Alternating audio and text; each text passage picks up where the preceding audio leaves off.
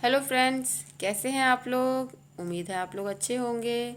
Easy learning में आपका स्वागत करती हूँ। तो लेकर आ गई हूँ मैं आज का विषय अर्थव्यवस्था।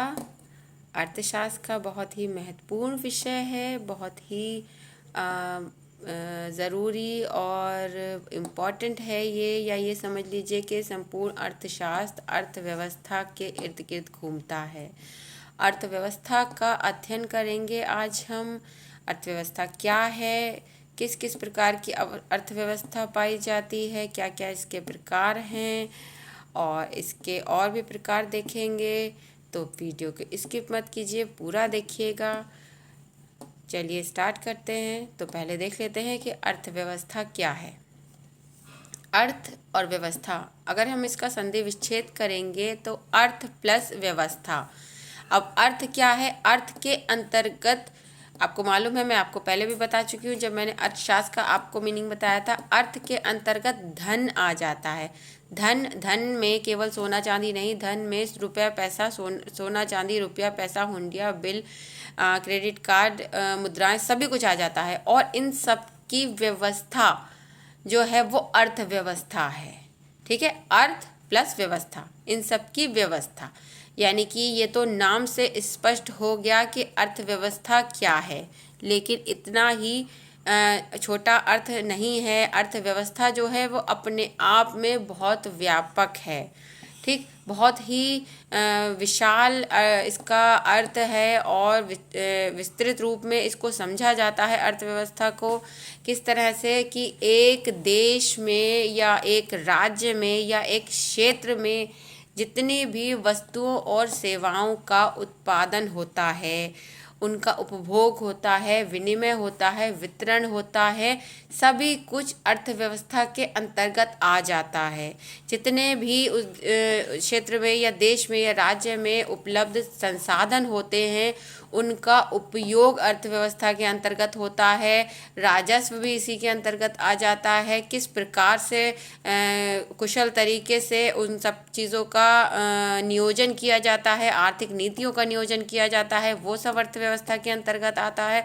अर्थव्यवस्था कोई सी भी अर्थव्यवस्था हो सकती है, अंतर्राष्ट्रीय अर्थव्यवस्था या राष्ट्रीय अर्थव्यवस्था या राज्य अर्थव्यवस्था या क्षेत्रीय अर्थव्यवस्था, उसके अंदर ये सब सारी चीज़ें आ जाती हैं। इन सब चीज़ों का, इन सब आर्थिक चीज़ों का, इन सब आर्थिक बिंदुओं का अध्ययन अर्थव्यवस्था में किया जाता है, या इन सबको समग्र रूप में अर्थव्यवस्था हम कह सकते हैं।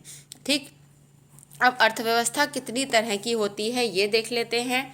इतना क्लियर हो गया। अब देखते हैं हम अर्थव्यवस्था के बारे में। अर्थव्यवस्था, पहली अर्थव्यवस्था मैं आपको बताऊंगी पूंजीवादी अर्थव्यवस्था।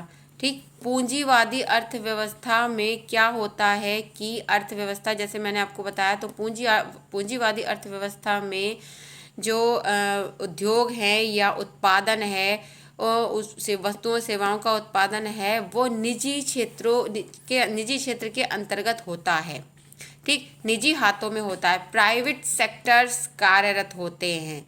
ठीक है, और इसमें वस्तुओं और सेवाओं के मूल्यों का जो निर्धारण होता है वो मांग और पूर्ति की शक्तियों द्वारा होता है। ये निजी क्षेत्र या पूंजीवादी अर्थव्यवस्था कहलाती है। ठीक है, ये बात समझ में आ गई।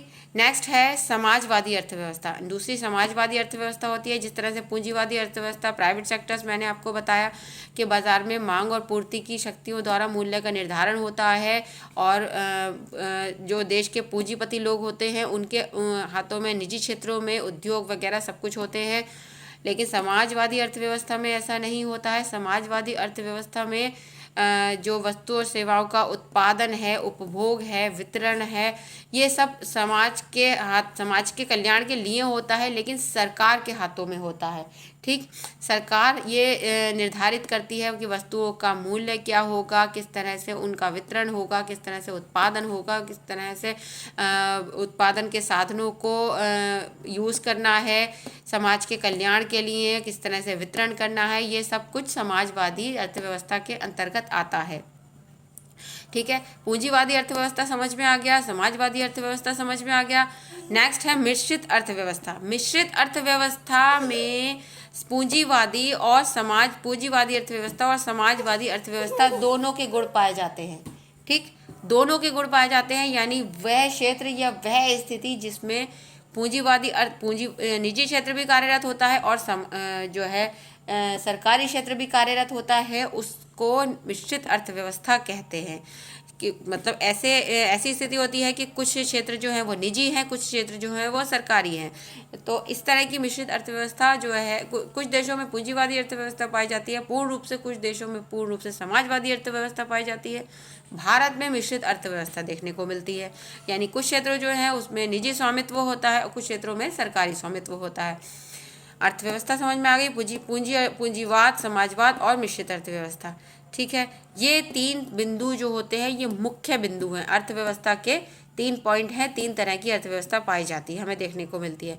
उसके अलावा उसका वर्गीकरण इस तरह, अर्थव्यवस्था का वर्गीकरण कुछ इस तरह भी किया जा सकता है। कुछ लोग इस तरह से भी करते हैं कि पारंपरिक अर्थव्यवस्था, एक तो कि अर्थव्यवस्था है उसमें क्या स्थिति होती है कि परंपरागत रूप से उसमें जो है चल रहा है सिस्टम, जो चल रहा है उसी तरह से उसको आगे कंटिन्यू किया जाता है। नेक्स्ट है कमांड अर्थव्यवस्था कि उसका कंट्रोल जो होता है एक सा रहता है।